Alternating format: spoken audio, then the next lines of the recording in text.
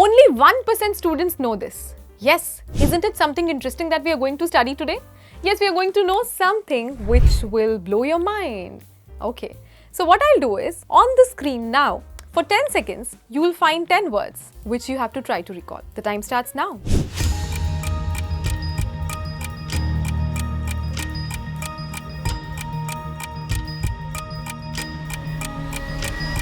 Well, how many could you remember?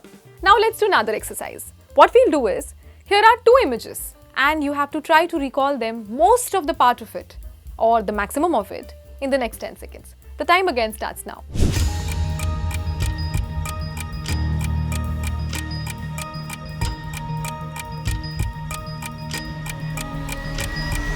Yes, well, what was this? Could you remember the first instance more or the second instance more? I am very sure most of you could recollect what was shown in the second scenario more vividly rather than the first scenario. Now, why is this so? So this is because of creative visualization and only 1% of you know it. Okay, this will make you smarter. See, what should be done and how to acquire the creative visualization. So creative visualization can be acquired in 3 ways. The first is be as vivid as possible. So try to know the whole of what is shown in front of you through all the senses as possible. Suppose an object is shown in front of you, try to feel it, experience it with all senses as possible, just like your sense of touch, your sense of smell, the sense of sight, and so on and so forth. After being as vivid as possible, which is the first thing, the second thing, if a text is shown in front of you, read loudly and at as less speed as possible. For example, there is a whole paragraph which you are finding very difficult to learn. What to do? Read it very loudly, as if you are teaching in front of a class of 40 students.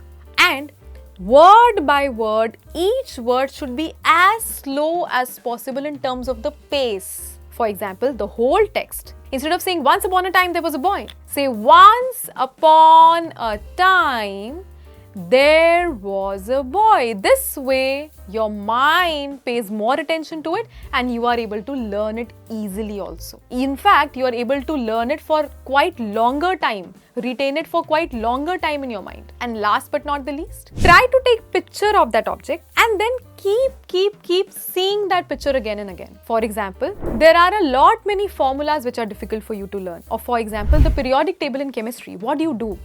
You take a picture of it or make it on a chart paper and just stick it on the wall in your room.